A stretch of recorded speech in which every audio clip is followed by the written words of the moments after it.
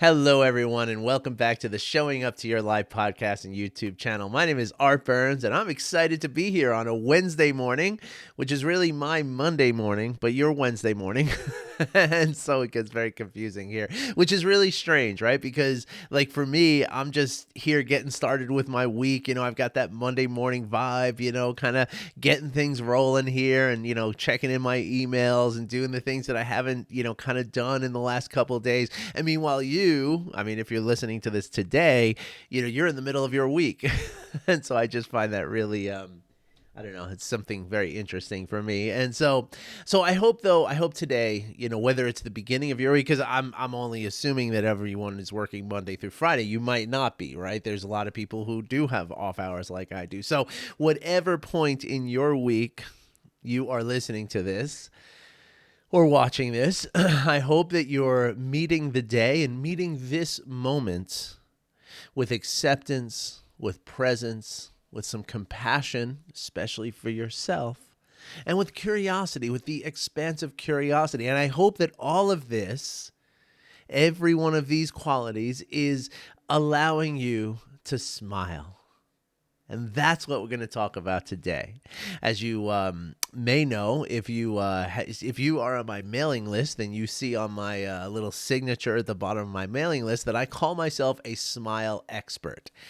And I stand by that claim, okay? Because if I go by Malcolm Gladwell's definition of what makes an expert, Malcolm Gladwell, the author of The Tipping Point and Blink and a couple other books, Outliers being one, he says that to be an expert in anything requires 10,000 hours of working on that thing, right? Or doing that thing, practicing that thing, being that thing, whatever it is that you're talking about, right? And so, I know that over the course of my 52 years, I know that I've spent way more than 10,000 hours smiling, and I'm sure you have too. Right? We could do the back of the envelope kind of math. I think I don't want to do the math. I should have done this ahead of time. But let's see. If you spend, say, 2 hours a day smiling, right? Just throughout your day, if you spend an aggregate 2 hours of that day smiling, then that is a little over 700 hours per year, which means that you would have to get to 10,000 hours would take you about 10 years. So, most of us I'm sure you're more than 10 years old, right? And so I'm sure that most of us, because that's 2 hours in 10 years, right? And so 1 hour would be 20 years, half an hour would be 40 years, right? And so even if you've smiled for half an hour a day, if you're over 40 years old, then you are too an expert in smiling. We're really good at it. And this is a good thing because smiling is something that's really, really amazing. Now, a lot of us might think of smiling as an extraneous kind of thing that we do. It's like, okay, yeah, when I'm having a good time, I smile, but I'm not always having a good time, and that's okay. And sure, that's okay. I'm not telling you have to smile all the time, right? But I want to talk about how important a smile can be. And like many things that I talk about here in this podcast and YouTube channel, it's not something that's just good for you. It's something that's good for everyone who experiences your smile. Just like being present is good for you and good for everyone who experiences your presence. Same thing with acceptance, same thing with compassion, same thing with curiosity.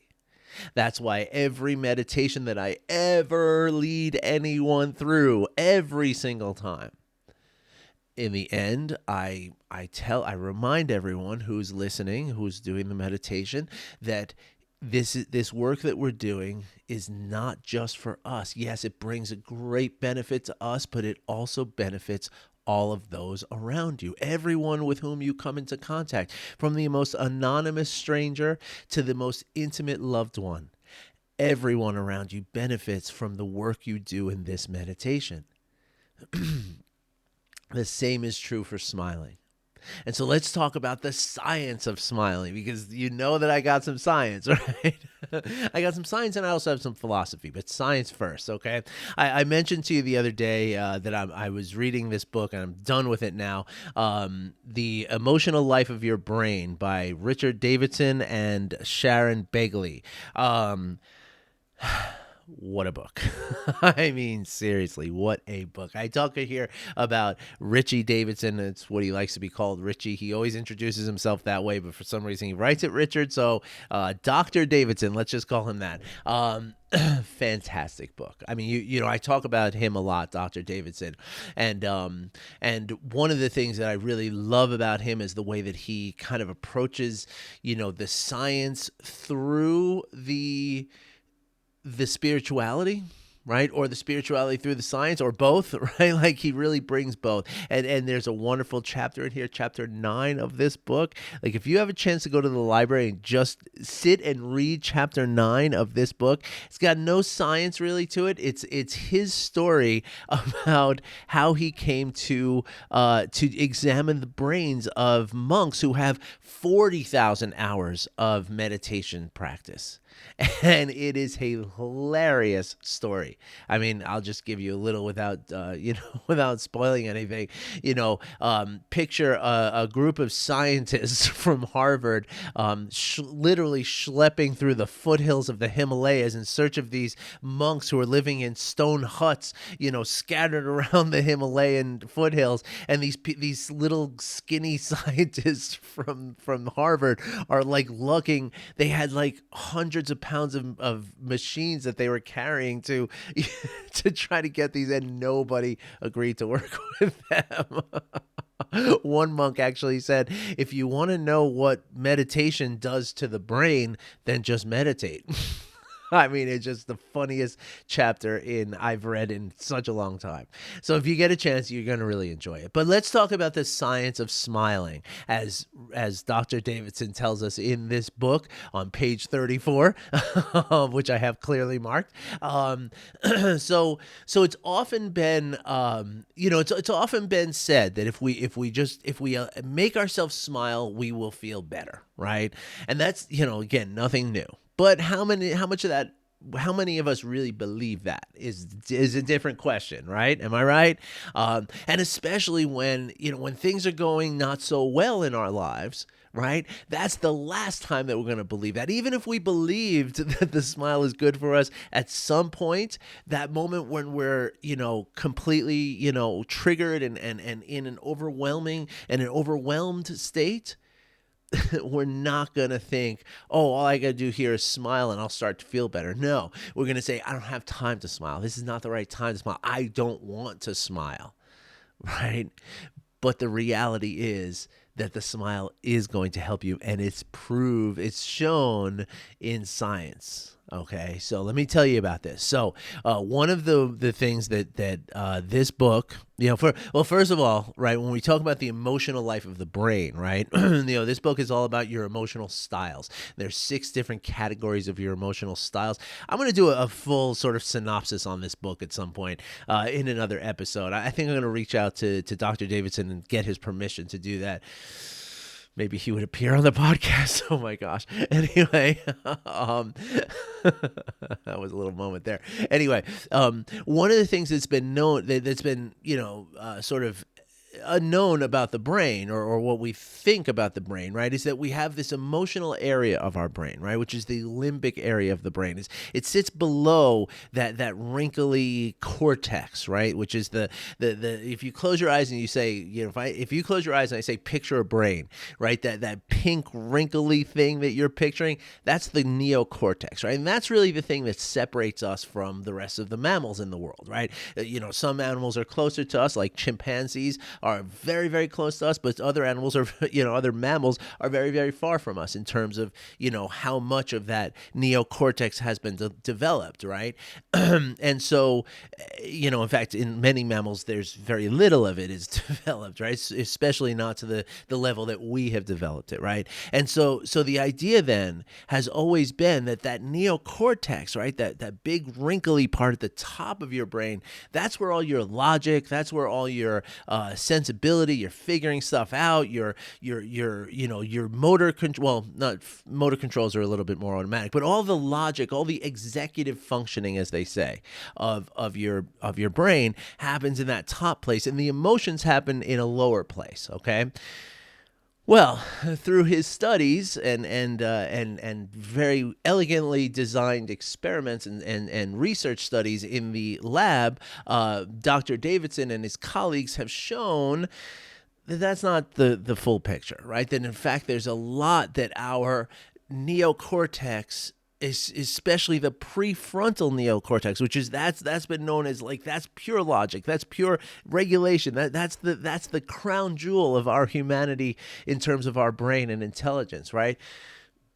But it plays a huge role in our emotions, specifically in the emotion of happiness. Right, that it's been shown in many of his studies, right, that that when we have an elevated level of activity in our left prefrontal cortex, right, so it's the space right behind the left side of your forehead, right, when that part of your brain is active, that's associated with when you're feeling good, when you're happy, when you're doing good things, right? When you're feeling good and feeling like, everything's good, right? Like that's your left prefrontal cortex, right?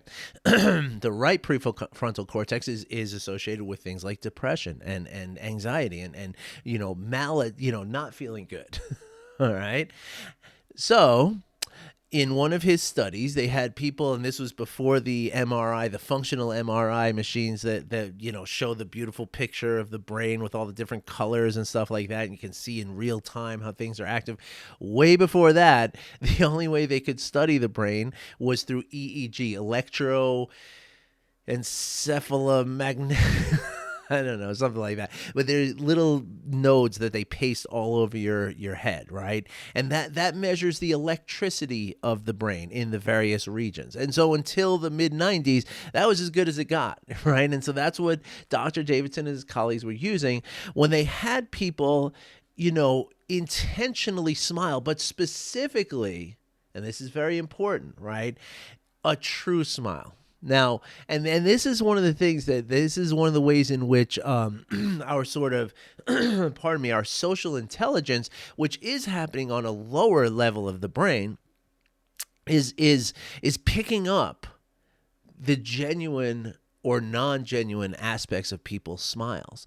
And so when you see somebody like a politician that is only smiling with their mouth, you might sense some mistrust of this person. Well, that is completely the way it's supposed to be, because the smile, if it's genuine, the smile uses not just the mouth and the cheek muscles, but the smile uses the muscles around the eyes too. And this is very, very important, okay? Because this actually ties into the vagus nerve that we're talking about, right? Part of the vagus nerve is monitoring and controlling the muscles of the face, right? And so there's a direct linkage, right, between what's happening in your face and how your whole body is processing every single emotion that you have, right? And so what Dr. Davidson found was that when people were able to bring a smile to their face, but a true smile that included the eye muscles, that there was greater activity in their prefrontal cortex relative to their right prefrontal cortex. This means that bringing a smile actually makes you feel better. It makes you feel happier. So you have the control, right, at all times. Anytime that you're feeling a little down, you're feeling a little blah, you're feeling like, I don't know if I can do this today, right? There's lots of ways to do this, right? And some people, it's really helpful to put on a YouTube video of a comedian, right? That will work, right? It will also work to remember something that happened that was really funny. That would work too. It will also work simply to force a smile onto your face using your eyes. And take it from me, I'm an expert. I told you that already, right? Take it from me and Dr. Davidson and Sharon Begley for sure. And also take it from Thich Nhat Hanh. Thich Nhat Hanh has a beautiful. Well, before we get into Thich Nhat Hanh, there's also Stephen Porges, right, who is the author of the polyvagal theory, right? And before, when I was talking about the vagus nerve and how much that's tied into the facial muscles, and how our facial muscles are very, very much factored into our body's sort of regulation, right? So when your body is kind of figuring out, and it's doing this on a moment to moment basis, right? Your body is constantly looking out. Do I need to be afraid? Should I be relaxed? Is this a time I can socially engage with others, or is this a time I need to be afraid? Right? The social engagement stage of our nervous system, according to the polyvagal theory, is the rest and digest, right? And then we move from there to the fight or flight, and then we move from that to the faint or freeze, right? So sorry about that. My brain froze for a second on the freeze. But anyway, not to get too much into the nervous system today, because we talk about that a lot, and we will talk about it again, I promise you, right? But the idea of social engagement, right? Dr. Porges, talks about, instead of talking about, homeostasis, right, which is not inaccurate, right? Homeostasis is a state of our body where everything is in a good place, right? We're all functioning the way we're supposed to, which is the state before we get into stress, right? Which, again, according to the polyvagal theory, Dr. Porges calls the social engagement stage of our nervous system, right? Meaning that we're able to engage with each other, right? We're able to connect. We're able to see, okay, is this person safe? Right? Can I approach this person? Can I engage with this person? Right? And so by smiling, what we do is we open ourselves up to that social engagement status of our body, of our nervous system. Right? So those are two scientific reasons to smile. But again, it's got to be a genuine smile, which can be forced. Like, it doesn't have to be genuine in the sense that it has to be something that made you smile, like somebody did something nice or said something funny or something like that. No, when I say genuine, I mean it's got to include the eye muscles. That's it. That's it. So now let's go into the philosophical, right, which is Thich Nhat Hanh. Now, Thich Nhat Hanh is, I keep this book on my desk at all times. This guy here, Thich Nhat Hanh, okay, he's a venerable Buddhist monk. Believe he's a Zen master, if I'm not mistaken. He's from Vietnam, and he did a lot of a lot of work with refugees and marching for peace and trying to work towards peace in the Vietnam War. Okay. Thankfully, he was not one of the monks who set himself on fire in protest of the war. He's still alive. Thich Nhat Hanh is. He runs a meditation center in France called Plum Village. And he's written a whole bunch of books, and I mean, amazing, amazing books. And so one of my favorite books, actually, of all times is a Thich Nhat Hanh book that I was when I was first introduced to this work, right? When I first decided that I want to figure out what mindfulness is all about, right? I was told to go to the bookstore and buy a Jon Kabat-Zinn book. And just buy one of his books and start there. I was down for that, right? And so, of course, I went literally from the person who told me that. I went from her house, and between her house and my house is a used bookstore in the little town where I used to live. And so I stopped in that used bookstore, and I went to the sort of, Buddhist section for mindfulness and stuff like that. I searched for Jon Kabat-Zinn. They didn't have anything, right? And so I went to the Buddhist section, and, because mindfulness comes from Buddhism. And so I was like, let me see, maybe there's something else here, right? Before I get to Barnes & Noble or whatever to buy the Jon Kabat-Zinn book. Let me see what's here, right? And I was scanning and I was looking, and I didn't have my glasses on. This was the time where I was like, kind of didn't really need the glasses yet, but it was getting close. And so I couldn't really read all the, book titles. I was squinting at everything. And I saw this one. It was just a very dark gray, plain looking book that said Being Peace by Thich Nhat Hanh. And I was like, I wonder what this one's all about. It's like a 90-page book or something like that. I bought it for like $3 or something, and I read it like in an hour. Like, I could not put that thing down. I mean, it changed so much in my heart and in my body and in my smile.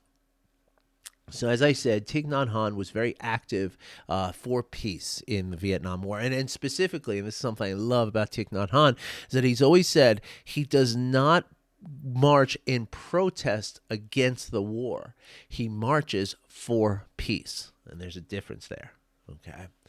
And so in this book, Thich Nhat Hanh tells the story about what he calls Vietnamese boat people. And Vietnamese boat people are people who would overload these these like rowboats, basically, right? But I mean big rowboats, like hundreds of, I guess, like maybe 100 people. The way he described it, it seems like pretty big. It's not something where like 10 people.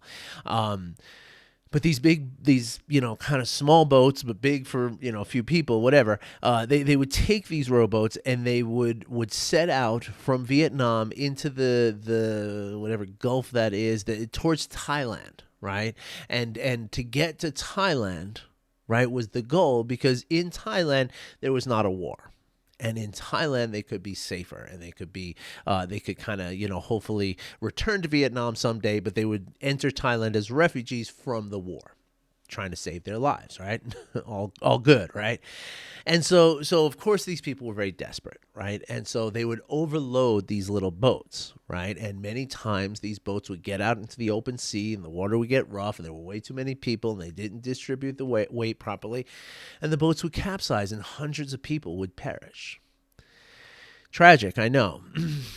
So Thich Nhat Hanh talks about these boat people, and he says that if one of those boat people were able to stay calm and maintain their composure and kind of exude a little bit of calm confidence, well, just one person does that, then perhaps some of the other people will see that one person behaving more calmly than everyone else, and not in a panic state. And then maybe that person will be inspired by the person who is calm, and maybe that person will remain calm too. And maybe it would spread out to all the people on the boat. And in that case, if everybody's calm, then we can think like, okay, let's distribute the weight properly. Let's, everybody hold on, take care of each other. And then we can maybe survive this really dangerous journey. And so Thich Nhat Hanh extends that concept to, he uses it as a metaphor to talk about the world, right? And this was, he was writing this particular passage in, 1973 or something like that, in the midst of the war. And so he says that the planet Earth is kind of like an overloaded rowboat, just in the cosmic sea, as he calls it. And the planet Earth is a very dangerous and scary place. He says that, and again, this is going back into the 70s. He says that, with the nuclear proliferation, we could destroy the planet a few times over. I think he named like 50,000 nuclear weapons or something like that, because back then that was we've kind of forgotten about all that these days, but it's still there, and then this world is still a very dangerous and scary place for a lot of people. There's a lot of fear in this planet, in this biosphere, right? And so what Thich Nhat Hanh says is that if we can, be that calm person, right, but show our calmness with a smile, because as we know, even though there's a lot of fear and a lot of, sort of perceived danger in this world, you wouldn't know it talking to most people, right? Either we're medicating ourselves, or we're distracting ourselves, or we're ignoring the fear that we have, and we're just, barreling into our work and all that. So you wouldn't know, right? It's not like you can see the fear in each other's eyes at this point, right? And so it's not a matter of just remaining calm like the person on the boat, but instead, if we can use our smile, right? And again, it's got to be that beautiful whole face smile that I know you can do, right? That if we can smile through this turbulent, rowboat that's floating through the sea of the cosmos, if we can smile, then maybe somebody else will see our smile and feel like, wait a minute, I can smile too. And maybe it's not that bad. Maybe we can get through this together if we smile and we work together. and we help each other. If my smile helps you and your smile helps me, maybe we can get together. Maybe we can get through this together. And so and it's fun. I really encourage you to try it. Some days, back when I was there was a time where I was commuting to an office every day. I had a shared, like one of those workspace, like a work what do they call it? WeWork kind of thing. It wasn't that one, but it was like that, right? And so I was renting a little desk there, and I would ride my bike every morning to the office, right? And out here in Denver, we have all these bike trails, right? Which is, only pedestrians and bicycles and away from the roads and stuff. It's quite beautiful, actually. It's a really great way to get to work. And they take a circuitous route, so you get a couple extra miles of riding and stuff, which is good. It's along the river, really beautiful stuff. And so in the mornings, I mean, and it's funny, like you make yourself smile, and then you can't stop smiling after that, right? And so I would be riding my bike with this big, huge smile on my face. And of course, people couldn't see because I had my sunglasses on, so they couldn't tell but I think with me, I don't know. Again, I'm a smile expert, so maybe it's easy for people to tell. But what would happen is, like, there's two lanes, right? There's one lane going this way, one lane going this way. So it's bike, bike, bike, bike, bike, bike. And so I would oftentimes, I would be smiling and looking at the people passing me, right? And, every, like, I don't know, fourth or fifth person, like, just as they're getting ready, they'd see me, and then all of a sudden I'd see them smile just before they pass. I know I've told this story before. I tell it a lot, because then I picture, like, oh my gosh, they're smiling. Now the person behind me saw them smile, and then they're going to smile. And now the next person is going to smile. And we just created this just love chain and this contagion of smiling. And I would think about how beautiful it was that I got everybody to smile just a little bit before they, or at least a few people, not everybody, but I made even just one person smile before they went into work. And what does that mean? Like, how are they going to show up to work then, right? If they're smiling, the people that see them at work, they're going to, oh my gosh, so-and-so's here. This is great. That's what they're going to feel. They're not going to think that, but they're going to feel it.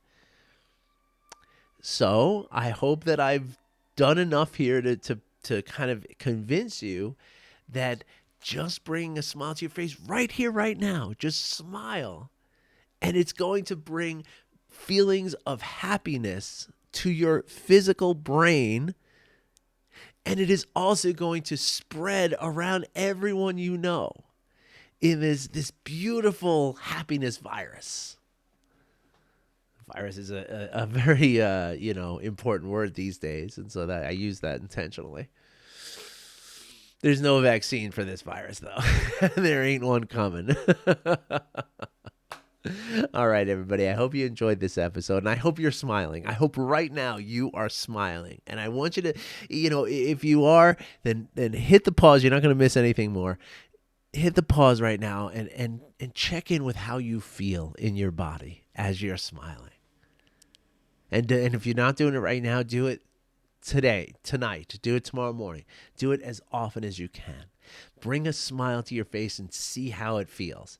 And then notice if you turn, there's nothing. Oh my gosh, there's almost no better feeling than to see somebody else smile as a result of your smile. So try it out. Take this with you in the world and see how it goes.